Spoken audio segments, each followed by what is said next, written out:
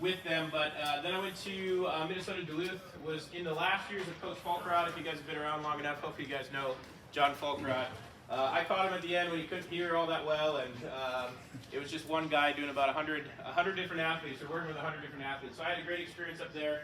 Did the multi, did the sprints, kind of mainly a 400 hurdler, so I guess I like the self-sabotage there. It's a tough race. But then I started coaching at Augustana University over in Sioux Falls, and have been at Minnesota State ever since. So I was fortunate to get the job right after there. Kind of right off as a 24-year-old, not really knowing what they were doing, and had just kind of progressed ever since then. So I like to list the mentors, won't go through each one, but again, I've been through every coaching certification I feel like you can do, so a lot of my influence comes from USA Track and Field, USTF, CCCA, and kind of all those levels. So if you've done that or gone through any of those, you'll see some probably pretty similar terms and all that kind of stuff with that. So, but again, professional development has been a big deal for me, so I like to speak at these and connect with coaches and just kind of talk with that. But we're just going to go into it. So Ralph Mann has been pretty inspirational. He taught about 6 hours at the level 3 that I went to, so it was great to see him in person as well. But if you've ever checked out one of his books, this is the same book, just all the different editions of it. This was probably the first book I ever read, the green one, in coaching. Opened my eyes to a lot, and I just got the pink one about three months ago. And I've gone through that one already again as well. So I would suggest this. It's still only $25. It's probably the cheapest book for how much information you get. But he has a great quote. When sprint and hurdle coaches begin working with performance-driven athletes, the successful coaches, whether cognizant or not, develop a philosophy based off the only thing that matters when the gun is fired. So that's something that in my own coaching, we make sure that we know what are the demands of the event, what does it take to be successful in the event, and then everything we do in coaching is based off of that. So as we work through drills, it's important in the hurdling to know, I feel like there's two kind of general philosophies. So when I first started doing Coach's Ed, Vince Anderson, who's obviously a very successful coach, he's kind of not necessarily no drilling side of it, but he's more into full hurdling being the best way to learn hurdling. Full hurdling is the most specific, which is very true, but obviously when we deal with more developmental athletes, I think of it more in my philosophy is anytime we're parting out specific elements of the hurdle events, those are going to be considered drills. So any change to the actual full hurdle race is going to be a drill in my mind. So even if it's a 3-step drill, a 1-step drill, whatever it is, if it still looks like full hurdling, that's great. But anytime we're not doing full hurdling, not even necessarily at the full spacing, but even discounted, anything we're not doing outside of, or anything we're doing outside of that is considered a drill. So as we go through a lot of the videos today, you'll see those different things. So in the toolbox, I guess there's a general arsenal of drills that we'll kind of talk about that are just strengthening, working on positions, working on technique. But then there's some more specialized ones that are kind of more problem solving or issue driven. So as you start to see issues in races, what can we do to help simulate that or help get you in better positions? So we'll kind of work through generally some static drills, some more dynamic drills, and then we'll work static and kind of in place are the same, and then we'll work into some more of the dynamic drills and ones that involve movement. And we'll talk about equipment, shortening hurdles, wicked hurdles, PVC hurdles, scissor hurdles, whatever we need to use to try to get our designated movements that we want. So as we work into the static drills, this would be an example of a warm-up that we'll have at MSU. I have probably 2 or 3 different ones for hurdles, kind of 2 more general ones and one that's a little bit more specific to an issue that we have coming up. But we're going to go straight through this. So as you get the slides and can look back through this stuff, we're going to go straight through as we work through, and then we'll kind of do some more specialized drills from there. So once the athletes come in, first thing we do, they kind of know obviously the pathway. The first couple weeks we're teaching the warm-up and what they do. Most of the time we have a very, very serious pickleball hour from 11:30 to 1. We don't get the track until 1, so I have no time to set up anything beforehand. So we get them started on their more in-place drills on their own while I'm setting everything up, and then we'll jump in with them. It takes me about 15-20 minutes to get any given hurdle day set up. But so they'll come in, they'll get together and they'll start on these drills. So we'll start with seated drills, and again, these are more so general strength, working on kind of all the different muscle groups that we're going to be using in the hurdles. There's kind of two different versions of this. The one on the left is the more advanced version. The one on the right would be more of a starting position or beginner situation. And they're just very controlled lead leg lifts in a seated position. So this is a pretty hard thing to do. It looks pretty simple. I don't know if I could even do this right now. But again, under control, we don't want to see a bunch of flopping around with the lead leg. We're working on, obviously, the hip flexors, the quad kind of all the way down the front side of the leg. And obviously, we're in a hurdle position to begin with, which for some might be kind of difficult to even get into. But the more easy or beginner developmental version of this is leaning back. It makes it a little bit easier to do this and to get this lifting position. So this is something that we'll still even do on like a general strength day with all the sprinters, because again, this is a very specific area within the hip flexor that is used quite often in sprinting and hurdling. So we'll start off with that. We'll go into the seated trail lifts.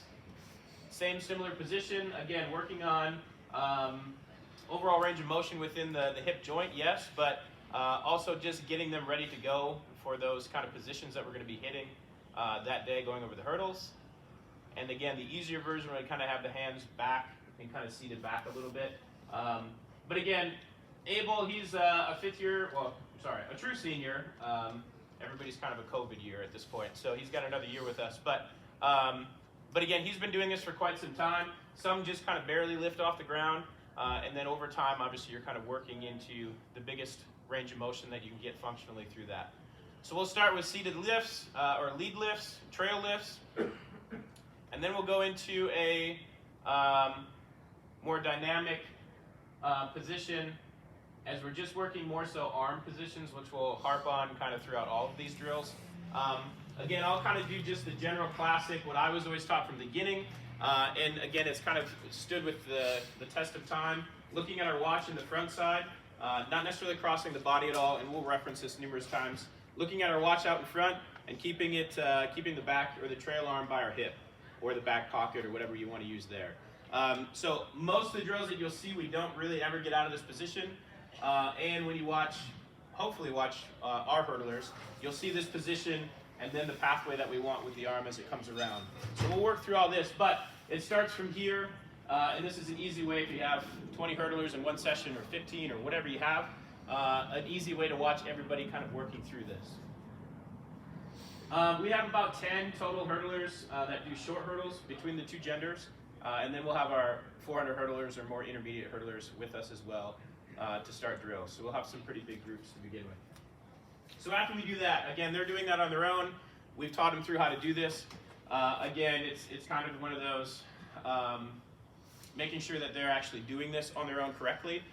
So again, if you can watch while you're setting it up, again, it kind of depends on your setup that you have. We'll go into the static drills that I call them. So no matter what, if it's just a practice day, a pre-meet day, we'll have a competition starting tonight and going into tomorrow down at home. We'll always start with the static drills. So you take two hurdles, face them together, and it's about 3 feet probably in between. But this will vary again with the ability of your hurdler and the strength of your hurdler. So we'll just do static lead lifts. Again, it looks pretty easy movement, but we don't don't overestimate how difficult this is or can be. I'd get about 3 or 4 of these in, and then my hip would kind of be on fire already. But this is a good general strength movement for the hip flexor and kind of the entire kind of hip girdle here. We're going just over the top of the hurdle and bringing it back in a controlled movement. We don't want to see hitting of the hurdle.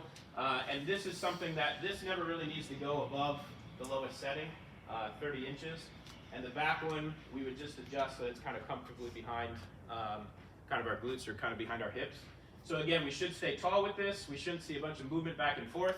And again, we'll do 2 to 3 sets of 10 of this on both sides as well. We're working both sides always. This is something that I would do with sprinters as well, or people that might be returning back from injury or something like that, as more of a return to practice type deal. So we'll take that, we'll do the leads, we'll go into trail slides. Hurdles are expensive, as you know, so I never adjust one side higher because it'll always kind of mess with the, obviously the nuts and bolts of the hurdle, loosen them up over time. I saw at the national clinic that we were at, the newest gill hurdles are $1,100 a piece. The ones that you step on and can adjust, there's no more hand adjusting. They're getting really fancy, but it's insane how expensive hurdles are. But either way, we're working to slide the knee to the elbow. So we're building the position. We always want the knee to lead everything through. We never want the ankle obviously above the knee. We kind of get that whipping sensation around the hurdles. That's certainly going to be something in developing hurdles, but also taller athletes. If you have a taller athlete, they'll definitely have more whip with the ankle. So this helps ingrain those positions from the get-go that we want. So we're just easy slides. You can see the knee is leading up towards the elbow. And again, sometimes we'll talk about knee to armpit, but really in these drills, it's more knee to elbow. So one thing to think about as we're doing this, we'll just easy slides, and we would do 2 to 3 sets of 10 on both sides. No matter what time of the season in, we might be a conference or whatever it is, we're still doing these static drills as we work through. So all we'll do then after that is most of the time we'll just move this hurdle back a little bit, and now we'll take that movement and slide it all the way through. And again, I don't ever have the uneven hurdle, just because if you keep your knee high, the position stays the same. So this forces you to keep our knee high and through, and we start to create these motor patterns over time. And again, we have a lot of people that have never hurdled at all, some of those multi-eventers that were just trying to teach how to do the hurdles. We also have a wide range. I mean, we have anywhere from 13 flat to 16 flat, kind of depending on what it is at any given point. So no matter if you're our best hurdler, most developmental hurdler, we'll still work through these drills no matter what, because we're creating those motor patterns. So we'll go just on the slides, we'll do the slide throughs, and then we'll take the sliding away, and now you have to do it without the assistance of the sliding. So we keep that knee coming through, and this would be more so that kind of knee to armpit type of sensation, but it's pretty easy to start tracking issues with the trail leg on doing these static drills. So we should always be seeing that the knee is leading the ankle through, and that's just the idea. We're working proximal to distal, so the closest thing to our body is our hip. That initiates the movement. The knee is next, the ankle's after that. If we have the whipping sensation, we're just leading with the distal side, which we would never really do. Because again, the hips are the power center and the ones that are delivering the main movers there. So now we'll start to make it a little bit more dynamic. So we'll do step overs. And you can see she has a little bit high ankle as she comes through, but it kind of adjusts itself over time. And if we slowed this down, you would still see that the ankle's leading everything through. So we step over the top, bring our hands down. The second we contact the hurdle, everything cycles through. And we'll take that to the next step. Sorry. So this is the last one. We'll do the lead legs, the static leads, the trail slides, the trail throughs.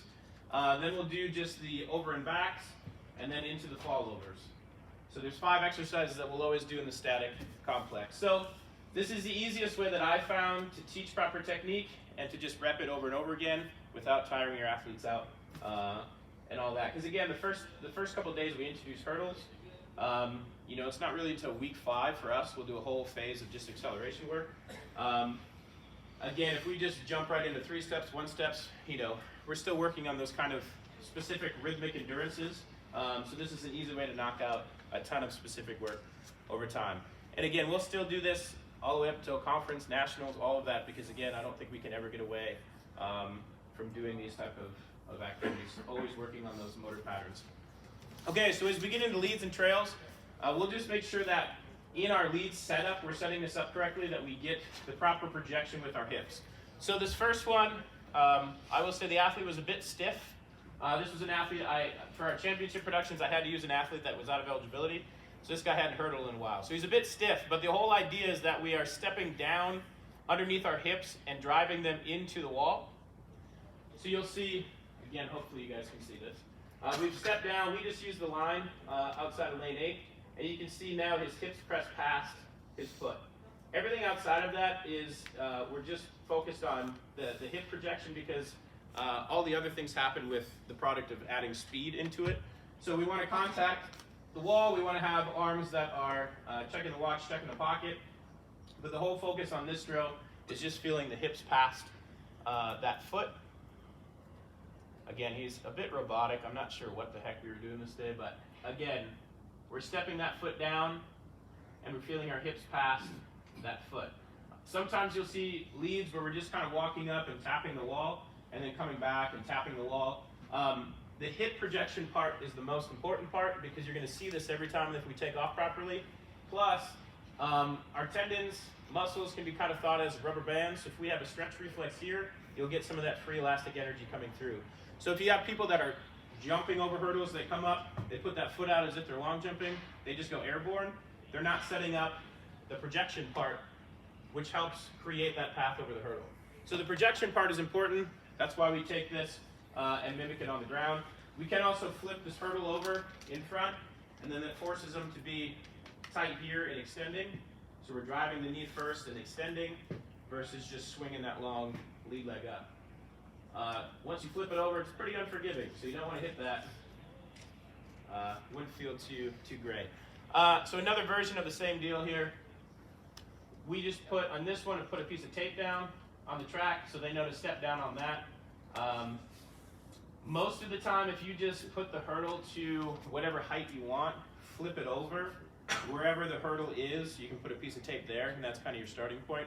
So put it to 36 inches for the guys, push it over, and wherever it's at, the base of it, just put a piece of tape there, and generally that would be a good spot to start with. As your hurdlers get more advanced, you can sneak this back further and further, so we feel a little bit more projection. I would say this is probably 2.5, 3 feet back from the wall. And again, with the guys, even, we'll keep it at really no higher than 36 inches, because again, the height of the hurdle is more of a product of speed and leaving the ground. So we never have to have the hurdles at 39, 42 inches for wall drills, because we're just working on the motor patterns, and we're not leaving the ground, so that extra height you'll get when you actually leave the ground and add speed to it. You'll see that a lot with all the drills that we'll do in these videos. We'll never do drills over 42 for the guys. We rarely ever do them over 39. Most of the time we'll set up 1 lane for both genders, or 2 lanes at the same height for both genders, because drills are more about getting positions figured out and put into patterns versus working on the height stuff. That's more full hurdling. So wall trails, same general concept. We just want to be in a position where my hips are past my feet. And now we're trying to just mimic those static drill positions again. We drive it up and through with a long line. We'll see in some other videos coming up.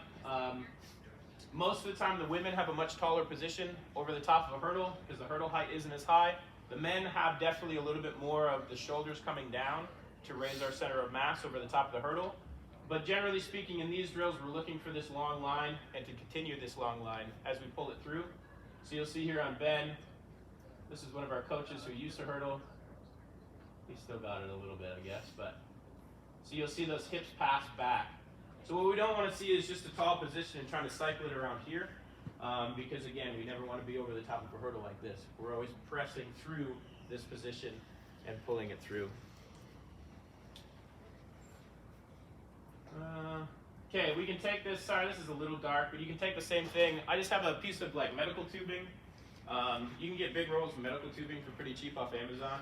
We just do 2 loops on each side and it's just a little resistance band.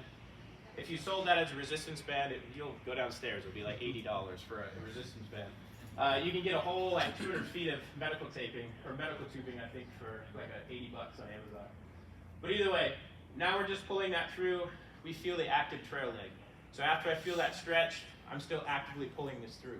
So I want to feel that in a drill sensation.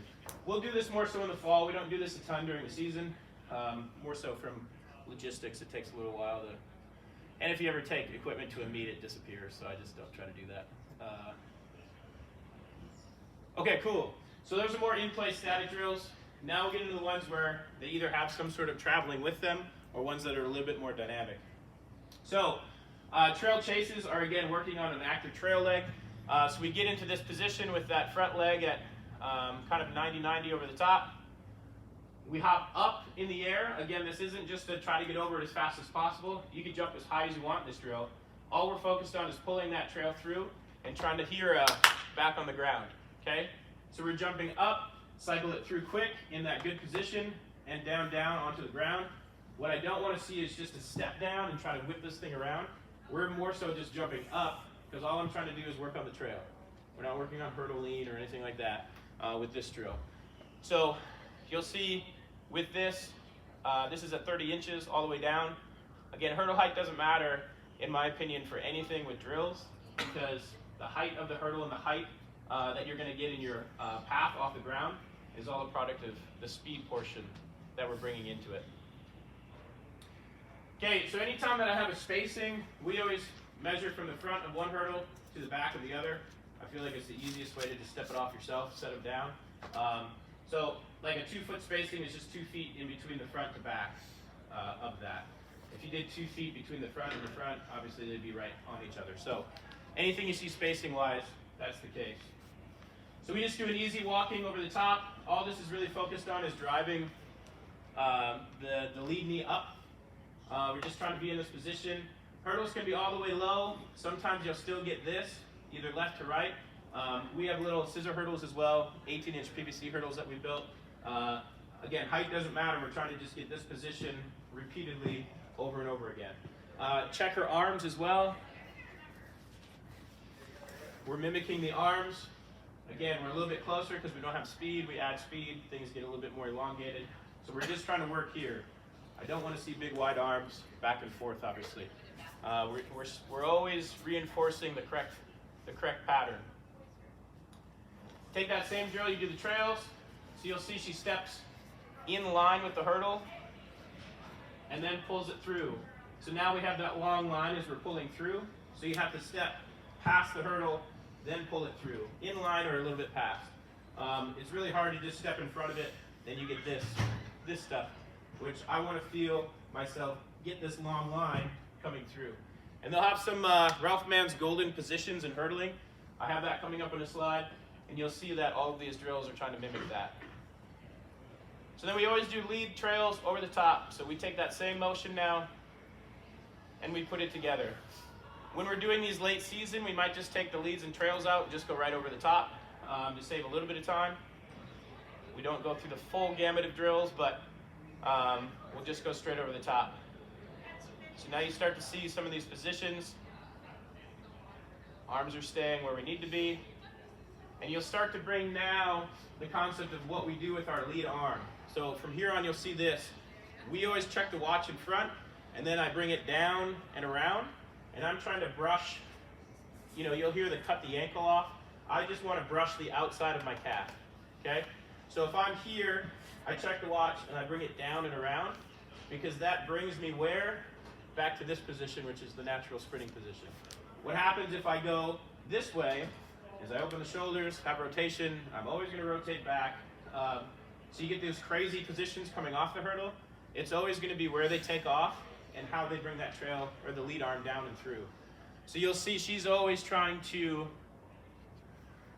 in these drills, brush the outside of that. We'll check this one more time. So she's just down outside here, brushing the outside. I'm going to catch a cramp if I keep doing that here. So that was walking over the tops. Okay, cool. So when we go into 1-steps and 3-step drills, you'll still see that position as we work through.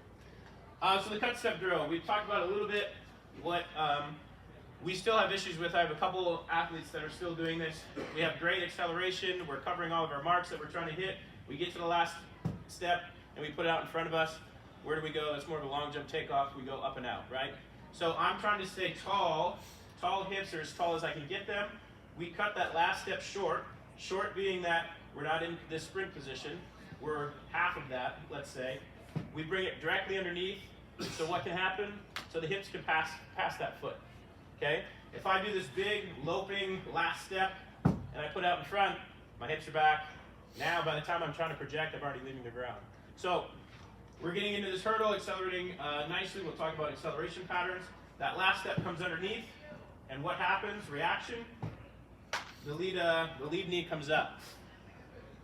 So you'll see this last left step that he takes here. It's really a half a cycle down underneath, and pushing the hips through from there. So this would be a cut step wall drill, right? So it looks like a wall lead leg, but now we're just focused on the last step being quick into the hurdle. With developing hurdles, 100% of the time, the takeoff is probably out in front. Everything after the takeoff is always caused at takeoff. Same thing in long jump. The second you leave the ground, your path is decided. You can do some things, sure, to get a little bit more distance, but it's not like all of a sudden halfway through you're going to shoot up in the air. So the same thing with the hurdles. How we leave the ground causes every other issue that we'll see. And if we keep that mindset, then it's pretty simple. We spend all of our time working on proper takeoffs versus trying to fix arms coming off the hurdle when it's just a takeoff issue. If you have a hurdler that does this, they most likely took off out in front of their hips. So again, importance of filming and kind of seeing that. And the one thing that I've taken, no matter where I go, we were just in Iowa for a meet. Luckily, Joey, their coach, had all the steps out already. We'll always tape out the steps where we need to be at, even for pre-meet workouts, all that kind of stuff. So there's another chart coming up, but this is one of the golden positions that Ralph Mann talks about. So you'll see this wall drill, the last position hits this. In a hurdle rep, she hits this position as well. This is a hurdler, probably we've had a lot of fast hurdlers. This is probably my most prideful. She never hurdled at all in high school, and she ended up running 13:89 after 12 months, like basically 1 calendar year of working on hurdles. She was a gymnast, so that helps, a lot of body awareness. She just popped over a hurdle as a joke one day, and I was like, okay, this might be something that you do. And she was at nationals not 12 months later, so it was pretty cool for her. So last quick step underneath, similar to Miles was just doing the other film. And then we project into the wall. She was very enthused to do this that day. But we get this position ending. Now it's just a little high, sure, but the same general position, this long line, hips past the foot. If you got a wall, we have these pillars, nice padded pillars, but if you have a wall or a padded wall, whatever, you can do that, same deal. We do this a lot even in acceleration for our sprinters. We'll always do wall attacks, we call them. One other cut step drill you can do, this takes a little bit of coordination over time. You'll see as it slows down, we kind of just have a 3-step pattern with cutting the last step short, or feeling that quick last step, and driving the knee up. So we just kind of have a little dribble position, stab the cut step down, kind of project off the ground a little bit. This would be one I would focus more on the wall drill first, and then you could eventually get into this as they develop and kind of have better just body awareness. Trust me, some of the hurdlers that we have would never get to this because we're just working on so many other things leading into the hurdle. So kind of an advancement of the chase drill or the trail chase would be a drop and pop. We just have a little like 1-foot box. You step off, have 2 quick contacts, and now you have to pull that trail through as quick as you can, getting that kind of boom step pattern on the other side. So we step off, pop through. Again, I wouldn't say this is an advanced drill, but you would work on the trail chase drill first, and then over time you could introduce the box. Box definitely doesn't need to be really any higher than 12 inches, 8 inches off the ground. Any sort of a small step off. If you have a little curve, you could do that as well at the track. But just the sensation of step, step, pull that trail leg through, and we should feel a step, step on the other side of it. We will do this just a 2-step lead in. So you just take 2 quick steps as well. So this same drill, just take the box out. And then we could go into more of the drop and pop as well. Okay, another drill, especially good for the guys working on pulling the trail leg through quick and being tall off of the hurdle. We just put the hurdles, I believe, at 36 or 39 inches, then we flipped them over. Again, a little bit unforgiving if you hit them, but they are shorter. So we just take that last quick step, punch it down, cycle up and through, and we land inside the box. So you can see on the last one, it's too short. It was like 30 inches when we flipped it over. We just didn't catch it when we were filming this. So you'll see if the hurdle's low and you flip it over, the box gets real small on the other side. But you have to pull your trail leg through quick and actively. You'll sometimes get those kids that take off here, they just hang up in the air, just in a stoic position, and then they just land. This is something that'll help with that. Granted, that's a takeoff issue as well, but feeling yourself pull that trail leg through and cycle it through will obviously help, hopefully at least feel that when we're going through some of the 1- and 3-step drills. Would you set the hurdles higher for a beginner so that they don't smash the hurdle? I mean, you could. I think a bigger box. When you set this, when you set it higher here, you just get the bigger box on the other side. This probably doesn't change a whole lot. The actual barrier height, that's probably only 18 inches. So that wouldn't really change too much no matter what. I would probably just go, whether they're beginner or advanced, just keep the bigger box as possible. You take out you wouldn't probably roll an ankle, but you still don't want to break your hurdles either. Again, hurdles are expensive, so. Okay, so these are the golden positions. Based off Ralph Mann's book, don't mind my scribbling that I have with it, but again, for 25 bucks you can get this book. It will change your coaching life. He's spent his whole life basically going from pro camp to pro camp and making all these models and doing all this crazy stuff. And so these are the 2 positions we're looking for, in the hurdle and off the hurdle. How we get these, you can already see in this, the hips are past this foot. Proper takeoffs will be the number one reason why you hit these or you don't hit these positions. So anytime we drill, we want to try to see these positions leading in and coming off the hurdle. The reason being, in between the hurdle, another chart, when we take off in this position and we land in this position, in between the hurdles, after really hurdle 2 or 3, acceleration is kind of ceased at that point. If you look at the times, the touchdown times in between hurdles, after hurdle 3 we kind of level out what our touchdowns are going to be and how quick they will be, and then each one subsequently, probably after the 6th hurdle, will get slower and slower. But when you have the confines of hurdles, the only way to get faster in between the hurdles, you can't open up your stride because we have barriers on both sides, is it's putting vertical force into the track. Okay? So we get this big spike of force on this vertical position here. We'll get another spike of force if you kind of go 2 frames through. So from when we land, or when we contact the track, to about here, we have the most force we're going to get. Anything after here, we're not really getting any force production out of it.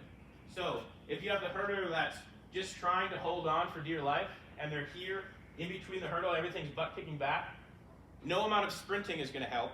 It's all about turning the whole body upward, or trying to at least, and then getting them to contact and put force here. So yelling sprint probably isn't the best thing, because sprinting is opening the stride and trying to cover ground. Whereas any 4-step hurdler, again, when I first got to Mankato, we had a couple 4-steppers that we converted into 3-steppers over time. All it was mostly a body position take. Now granted, there's some strength issues and some other things going on as well. You just don't have enough power or speed to do 3 steps, yes. But as you get somebody that's kind of on the cusp of going from 4 to 3, really look at tall body positions, because you're always going to cover more ground doing this in between the hurdles versus doing this in between the hurdles. So just one thing as we keep going into these drills, things that we'll talk about. So you can look back at the strap. We're going to talk about all this, so I won't spend too much time on this slide. But again, the biggest thing is probably, we can always do drills starting with little 6, 8, 12, whatever inch wicket hurdles as well. We built a ton of little PVC ones because it's about $2 a pop versus $10 for a little banana hurdle or whatever you want to call them. So it's a little labor intensive, but again, it's easy. Easy to save a bunch of money there. So this drill is probably 5 steps in between these ones. Nini, who's demonstrating, was a pretty advanced hurdler, so we had a little bit more space. But again, if you did this same drill with 6-inch hurdles, it would look the exact same. So again, the height doesn't matter. And again, guys will always want to be like, oh, I want to do this drill at 39 inches. Just say no, because you're going to be in terrible positions, because again, you're not leaving the ground. Sorry. Go through this. So now, we did the walking version of this. Now we just add a little bit of quickness and a little bit of dynamic movement. Let me get this again, sorry. So we drive, step, step, step, step, in between. You'll start to see those as we drag through. That's a golden position right there. Again, it's a little dark with it looks a lot better on my screen. And then I mean, this is a golden position just with less amplitude because we don't have speed. But again, we're always seeing the body kind of traveling through the hurdle versus this back and forth, or this back and forth. So we'll take that same, do a trail. So we're pulling that through quick. This is essentially a trail chase drill with movement. And then we'll do anything lead, trail, then we just take it and go over the top. Again, these should be nice and quick. Beginning hurdlers, you can do this with little 6-inch hurdles and you can get that same rhythm. You don't have to put beginning or developmental directly into this. I would say this is probably one of the more advanced drills, or the one that takes more coordination. So an easy way to get a beginner to do this is just lower everything. And then you can get that, I mean, it's like a galloping position essentially. Again, my little 3-year-old can do this just without any things, without any hurdles or anything in front. So now, again, vertical focused in any drill will just be closer spacing. More horizontal projection will just be further spacing. So again, you'll post a drill on Twitter. I'm pretty active on Twitter. You post one, the first thing you get is, what's the spacing? It's like, well, it's whatever you want it to be. Do you want it to be more of a vertical focus, more of a quickness technique type thing, or do you want it to be more of a projection? So we can take the one-step drill and change the focus pretty quickly. So in this, these are little, again, PVC hurdles that we made. I would probably never make these again because if you hit these, they explode. And so you got to recut them and refix them and all that. So if you're going to spend money, get some decent 18-inch hurdles or the scissor hurdles. So again, this one you see it's a lot of jumping, but again, we're working on the step, step off, step, step on, and then we're working on the quick trail leg, active trail legs coming through. We'll watch that one more time. And this spacing, again, this was probably 5 steps in between on these hurdles. And then we'll go to the more horizontal, and I would imagine it's probably 8 or 10 steps in between. So now you can see he's got a little bit more projection, a little bit more pushing, and it takes a little bit more effort to get through horizontally. The same position, yes, so we've kind of ingrained that, and we've done that, and now we'll push through a little bit more horizontally. So we'll take this now for a female hurdler. Alexis was very accomplished. She ran 1370 for us. You know, she was very good, right? But one of her issues was she didn't project. She just wanted to kind of look cute over the top of hurdles. And for her to take the next step, going from 14 low to 13.7, we need a lot more aggression and push. So I think this, if I remember correctly, this is a while back, this is about 12 steps in between. And you can see she needs quite a bit more space, and you can see at the end we kind of fall off a little bit. But if I'll just drag through this. So now we see step down, and she has to drive and push. Now we get this more golden position looking drive off the hurdle. Now we only got 2 steps, and now we have to get that underneath and press the hips again, and press the hips again, and press the hips again. So if we want to be active at takeoff, I mean, that's a pretty driving position actively into the hurdle. So one of the things that we needed to do with her was work more on aggression.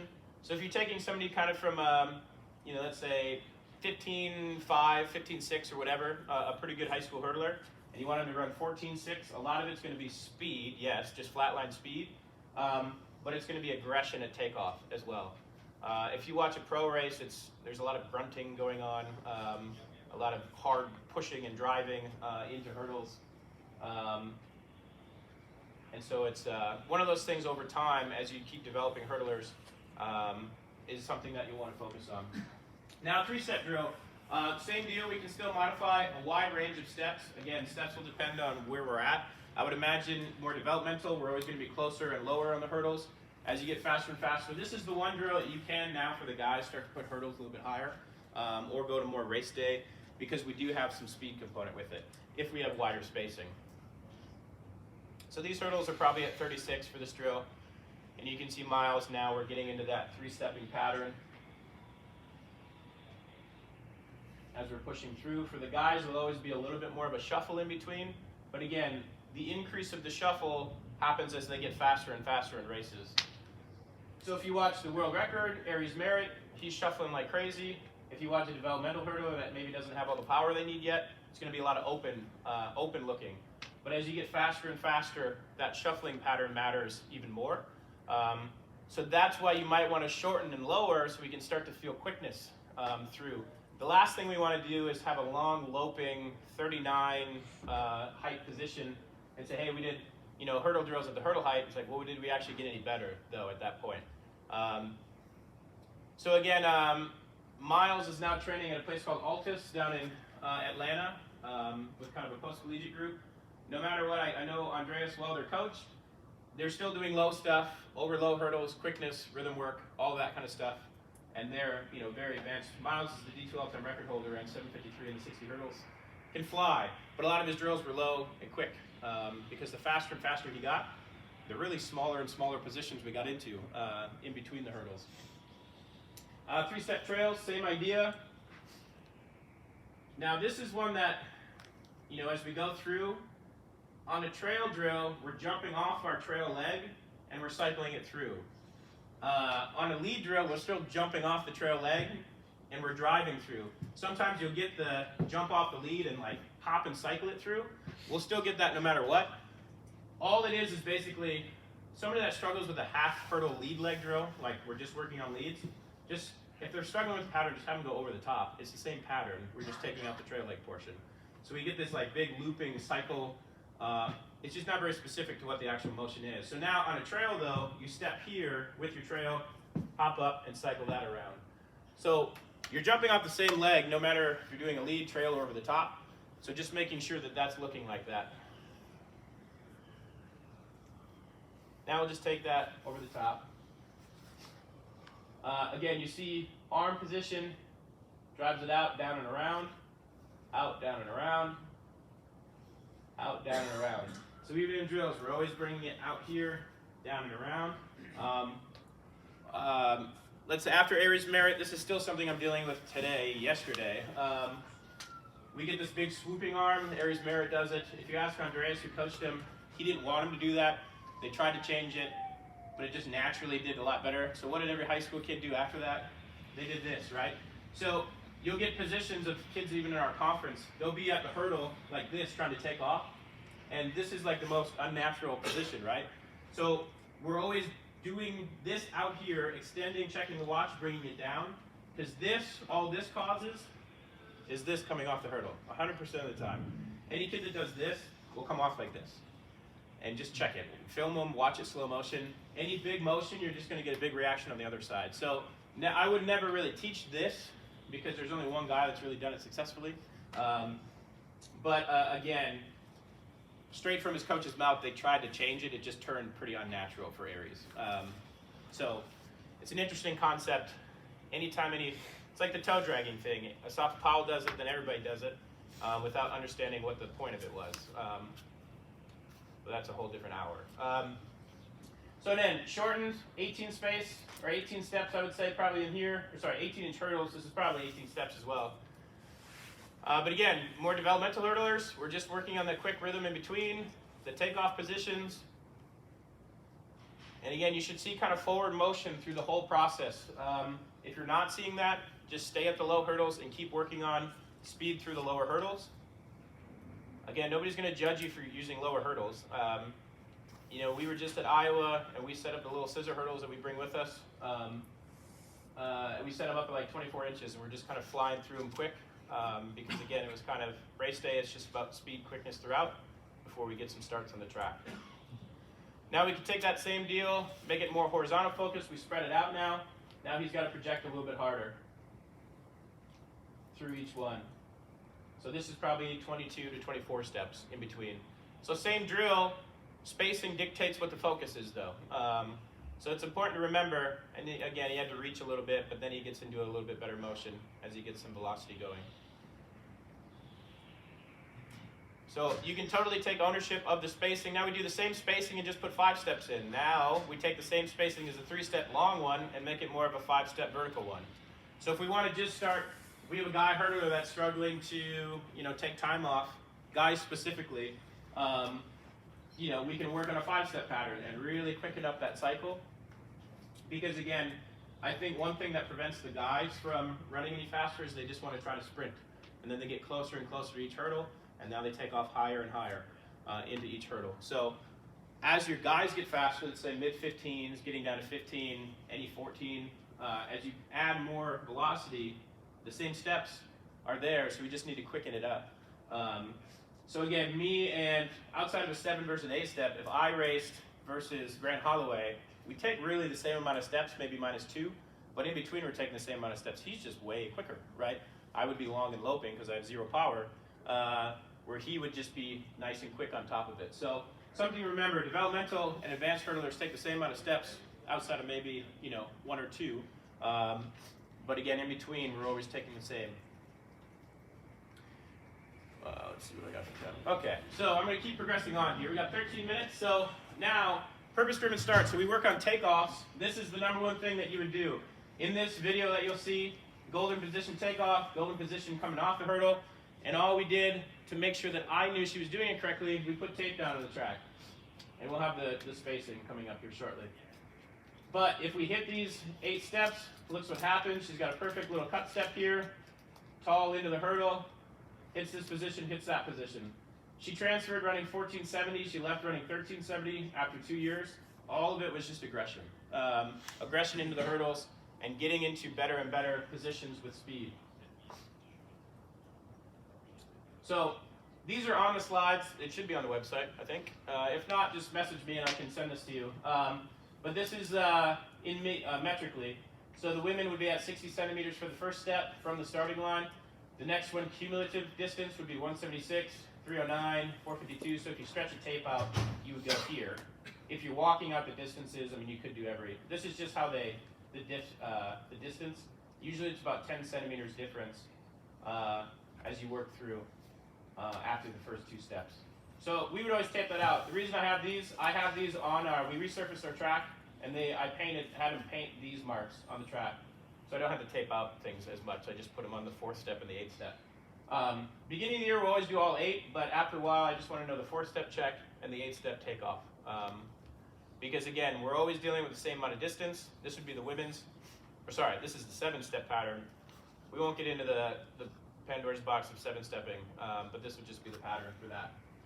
There would be one as well for a 9-step, but again, 9-step would be kind of working more so. I don't have the pattern, but I know some developmental hurdlers, especially on the women's side, are taking 9 steps. But that's a little outside the scope of what we have. So 6-step start. Now all I did was take the 6th step and make that the takeoff mark, and then I did I roughly, women's hurdles are 6.5 of my steps, or 6.5 feet back is the takeoff, and men are roughly 6.5 to 7 feet back. So I just did the takeoff, the distance of the hurdle. This is the 6-step touchdown on the previous slide, and then I just put the hurdle 6.5 feet.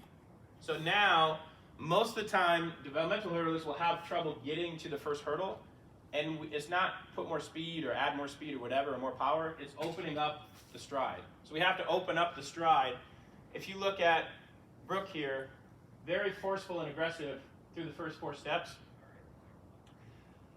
But you can see we're on top of these steps right away. She was only about 5'6", a little bit shorter, and she hits that perfect position at takeoff. Denisha just ran 8:07, which is flying in the 60 hurdles, the 5th fastest in the country. She's only 5'1". So her positions at the start are massive. She's very, very powerful, very elastic. She hits some huge positions, but she has to be able to hit these steps. So no matter if you're 6'1" or 5'1", you got to generally be at this takeoff. Now, last year, we had Denisha 5'1", I had Kenzie, who is a 1360 hurdler, 1370 hurdler. She was 6'1". So it's a different cueing. Brooke and Denisha open it up. Kenzie, from the get-go, you're cycling as fast as you can. Because if you have long legs, longer than mine, you have to quicken your steps to get to the first hurdle. Shorter athletes have to open the steps. So it's good to have these check marks down, so then you start to know how to cue athletes as well. Some might be, I say it a lot, all the time, push for 4. So you open up your steps to get to the 4th step, check, then you can be quick from there. But if you're short to 4 by a whole foot and a half, now what happens? You're long, long, long, and what's going to happen? Long at takeoff, okay? So I'd rather be long and forceful in the first 4 to 6 steps so I can be quick at the end and get in those takeoff positions. So you'll hit your head against the wall over and over again, like, why is this kid not taking off correctly? most likely it's going to be they're quick, quick, quick, quick, quick, and then long, long loping into the hurdle, and then you get those long positions in the hurdles, which we don't really want. Okay, so a 6-step start helps with that. So all we do is the 6th step in that pattern is now the takeoff. Now you have to open up and drive and push. We'll watch that one more time in slow motion. So this is when I don't necessarily really care about a perfect takeoff position, because the whole point is to open up, open up, open up, and get to that spot. So he's a little out in front, but again, we still get to the position. He's just kind of sitting back over the hurdle a little bit. Okay, so now we would rehearse this pattern. This is Denisha. So she's only 5'1", but you can see this is the first step here. She's a little short. Big positions. Now guess what? She's a little short, maybe little. She's made up for that. And we keep pushing, and now if there was a hurdle there, she could step that last step down and take off into the hurdle. But we will practice this without a hurdle and just hitting these positions. So for her, she just kind of had a, not very good first push. We were a little short on the first step, and she had to make up for that in the next couple. So for her, we really push hard for 6. Open it up for 6. Last 2 are quick, but she's pretty miniature as well. So, okay. So we'll rehearse without the hurdle. Now, as we get into a few long hurdle ones, the only thing that changes is we're working on alternating. The cheat code for long hurdling is being able to alternate. We'll just do a 2-step drill. This is 12 steps in between, or 12 feet. Right leg, left leg, right leg, left leg. I don't know, this has been around forever, but it dawned on me like 5, 6 years ago, I was like, well, why don't we just do a 2-step drill? We can get a ton of alternate work. For our long hurdlers, most of the time we're only doing the non-preferred leg in drills, just because they're usually better on one side. So we try to get that non-preferred leg to come along a little bit. I'll never forget, I was fortunate to win a conference title in 400 hurdles, but there's a picture of me going over the hurdle and I tucked my trail leg underneath me because it was my non-preferred leg. And I was just like, whoop, just get over it as fast as you can because I'm in a race and I don't have time to bring it all the way around. My non-preferred leg was terrible though. So Falkrod was just worrying about somebody else, I guess, when we were working on that. But so again, easy way to alternate back and forth, little 6-inch wickets. Height doesn't really matter, we're just working on positions. Same deal, again, a little bit more unforgiving with the hurdles flipped over, but they are shorter. So we're just going back and forth. And this is again, we obviously know you just need a hallway to do this, you don't need much. So working over the top. So we had the guys going over 30s and the ladies had them flipped over.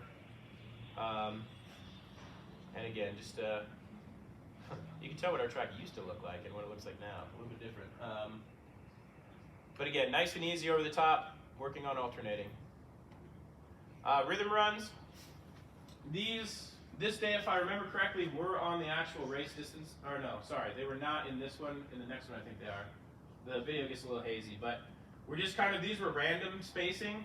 I just kind of stepped off, probably, 10, 12 steps in between. And you can see he alternated on those. All we do now to get on a different pattern is the same leg the entire time, we just added a little speed. We didn't need to change the spacing, he just brought a little bit more speed in. And this is something you can do this over and over again and not really get that tired, because again, the hurdles are shorter, we can get a lot of work in a drill scenario. I need to update this video, I'm not sure why it's that kind of 1980s wave going on here, but so again, beginning, he's alternating because there's not a ton of speed. We're just working back and forth. This also helps with starting to steer and kind of feel that. Again, if you've ever intermediate hurdled or worked with somebody, obviously eventually they're going to have to kind of learn to steer and adjust a pattern if there's wind or anything else. You can go in with the pattern idea, but it's going to be blown away if there's wind or if there's kind of crappy weather or whatever. So sometimes you just need to kind of learn how to steer with that. If you have a gym that you're hurdling in, if you go crossways, you can get a lot more hurdles. We can get 7 on a straight, 8 for the women before we smack into the wall, like the pad. We just went across and we can get all 10 and we still have space to kind of cruise. So if you go diagonally, it seems obvious, but you can usually get more hurdles in. So even if you're just doing, we go from indoor to outdoor, we start doing drills over 10, 11, 12 hurdles. So start working rhythmic endurance. You can go across diagonally and get more hurdles in.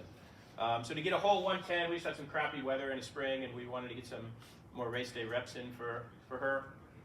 Yeah, we had to wait till pickleball was done, don't get me wrong, but then we could go across the track and get a full 100 hurdle race in, going crossway. So if you have like a double gym, just go diagonally and get more distance in. Last couple slides here. If you don't have that, you can do down and backs. So this would have been reduced spacing still. So this is probably a step back progressively on each one. So the first one's only a step back, second one's 2 step back. So it's probably 8.2 meters instead of 8.5. So we would turn around, we'd give her probably 30 seconds to kind of reset. Then we would just come out of a 3-point on the way back. So we'd go out of blocks on the way down, go on a 3-point on the way back. Again, reduced spacing, you can reduce even more. Again, we're just a way to get kind of more race day reps. Obviously, weather takes a little bit of time. But an easy way to get a lot of reps in a short amount of time. So that would be her going down, her coming back. So then you give 8, 9, 10 minutes in between. We might do this 3 or 4 times, kind of early outdoor season. Depends on how many indoor meets you do, obviously, or if you have them in general. And now this would be just rhythmic endurance. The term rhythmic endurance is just the hurdle rhythm over longer distances. It's kind of a fancy term. It just means hurdling over more hurdles. So this would be 10 hurdles, I believe, in a 3-step pattern. Again, early season in the spring before we headed out somewhere with a little bit better weather.